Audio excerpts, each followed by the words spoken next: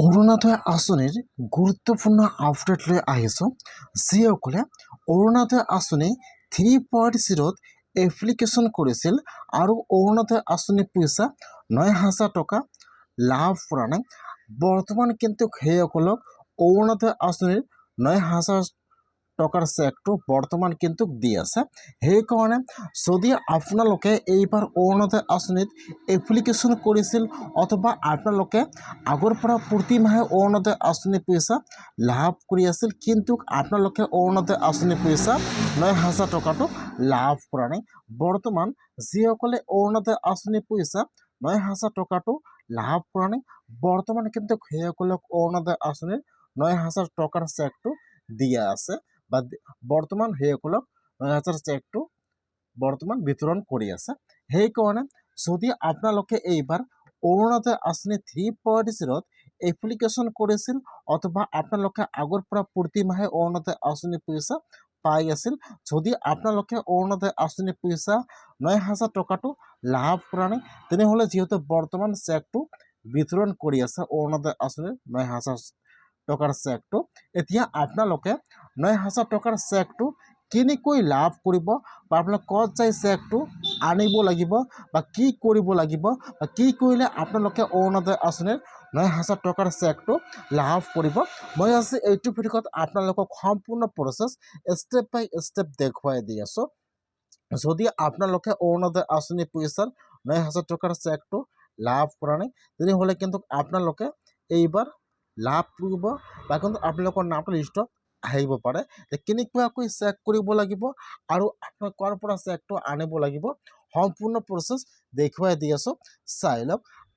আৰু যদি আপোনালোকে মোৰ চেনেলত নিউ হয়, মোৰ চেনেলটো ছাবস্ক্ৰাইব কৰি ৰাখি দিব নতুন নতুন ভিডিঅ' পাবলৈ হ'লে।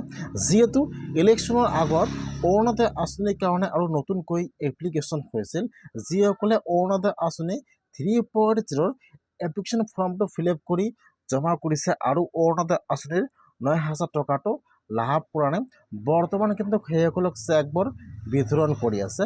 কেনেকুৱাকৈ আপোনালোকে 9,000 টকাৰ চেকটো লাভ কৰিব, আপোনালোকে যেতিয়া এপ্লিকেশ্যন কৰিছিল আপোনালোকে তাত যিটো ফোন নম্বৰ দিছে, যিসকলৰ নাম চিলেকশ্যন হৈছে, এতিয়াই কিন্তু সেইসকলক বৰ্তমান চেকবোৰ বিতৰণ কৰি আছে।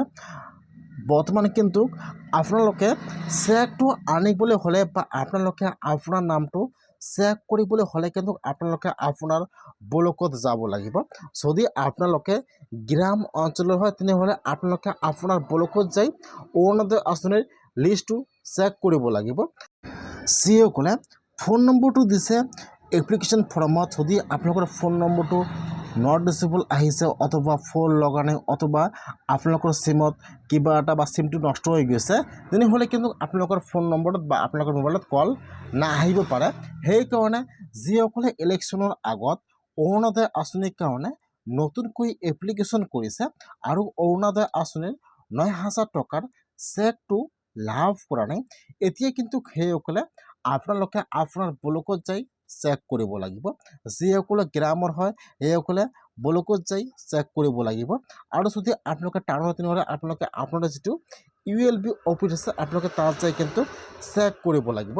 ইতিমধ্যে কিন্তু অৰুণোদয় আঁচনিৰ বহুতো মানুহে আজিও চেক লাভ কৰিলে, বহুতো চেক কিন্তু বেংকত জমা বৰ্তমান হৈ আছে, বা যিসকলে অৰুণোদয় আঁচনি 3.0ত আবেদন কৰিছে বা যিসকলে অৰুণোদয় আঁচনিৰ 9,000 টকাটো লাভ কৰা নাই, এতিয়া কিন্তু সেইসকলে অতি সোনকালে লিষ্টটো চেক কৰক যে আপোনালোকৰ লিষ্টত নামটো আহিছে নে অহা নাই ব্লকত যাই। যদি আপোনালোকৰ নামটো লিষ্টত আছে তেনেহ'লে কিন্তু আপোনালোকে অৰুণোদয় আঁচনিৰ 9,000 টকাৰ চেকটো লাভ কৰিব।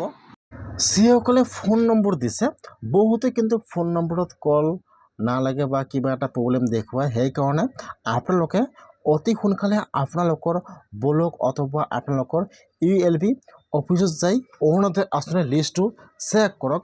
তাত কিন্তু অৰুণোদয় আঁচনিৰ নতুন লিষ্টটো আহি গৈছে ইতিমধ্যে। যিসকলৰ নাম ভেৰিফাই হৈ গ'ল, যিসকলৰ একাউণ্টত অৰুণোদয় আঁচনি পইচা 9,000 টকা সোমোৱা নাই, এতিয়া কিন্তু সেইসকলৰ একাউণ্টত অৰুণোদয় আঁচনি পইচা অট'মেটিকলি 9,000 টকা নোসোমাব সেইসকলে অৰুণোদয় আঁচনিৰ 9,000 টকাৰ চেক লাভ কৰিব। সেইকাৰণে যদি আপোনালোকে অৰুণোদয় আঁচনি 3.0ত নতুনকৈ এপ্লিকেশ্যন কৰিছে আৰু আপোনালোকে এইবাৰ অৰুণোদয় আঁচনিৰ পইচা 9,000 টকা লাভ কৰা নাই, তেনেহ'লে আপোনালোকে অতি সোনকালে অৰুণোদয় আঁচনিৰ লিষ্টটো চেক কৰক। আপোনালোকে আপোনাৰ ব্লকত যায়। এইবাৰ কিন্তু বহুতে মানুহে আজি আৰু অহাকালি অৰুণোদয় আঁচনিৰ 9,000 টকাৰ চেক লাভ কৰিলে। যিহেতু মই বেংকত থাকোঁ, সেইকাৰণে কিন্তু বেংকত বৰ্তমান অৰুণোদয় আঁচনিৰ 9,000 টকাৰ চেকবোৰ বহুত মই আজিও দেখিলোঁ, কালিও দেখিছোঁ। মই একজনক সুধিলোঁ যে আপোনালোকে অৰুণোদয় আঁচনিৰ 9,000 টকাৰ চেকটো ক'ৰ পৰা পালে? কিছুমানে কৈছে ব্লকৰ পৰা, কিছুমানে কৈছে মিউনিচিপালিটি অফিচৰ মই অৰুণোদয় আঁচনিৰ 9,000 টকাৰ চেকটো লৈ আহিলোঁ। সেইকাৰণে যদি আপোনালোকে অৰুণোদয় আঁচনি 3.0ত নতুনকৈ আবেদন কৰিছে, তেনেহ'লে আপোনালোকে অতি সোনকালে আপোনালোকৰ ব্লকত অথবা আপোনালোকৰ ULB অফিচত যাই যদি এপ্লাই কৰিছে আপোনালোকে অতি সোনকালে খবৰ লওক। এইবাৰ কিন্তু আৰু নতুনকৈ বহুতো মানুহৰ নাম চিলেকশ্যন হৈ গ'ল, যিসকলে অৰুণোদয় আঁচনি 3.0ত আবেদন কৰিছে বা যিসকলে আগৰ পৰা অৰুণোদয় আঁচনি পইচা লাভ কৰিছিল, হঠাৎ অৰুণোদয় আঁচনি পইচাসমূহ বন্ধ হৈ গৈছে আৰু ডকুমেণ্ট জমা কৰিছে। এইবাৰ কিন্তু আৰু নতুনকৈ বহুতো মানুহৰ নাম চিলেকশ্যন হৈ গৈছে। সেইকাৰণে যিসকলে অৰুণোদয় আঁচনিত আবেদন কৰিছে বা যিসকলে আগৰ পৰা প্ৰতি মাহে অৰুণোদয় আঁচনি পইচা পাই আছিল বা যিসকলে অৰুণোদয় আঁচনি পইচা 9,000 টকা লাভ কৰা নাই, এতিয়া কিন্তু সেইসকলৰ বহুতো মানুহৰ নাম চিলেকশ্যন হৈ গ'ল।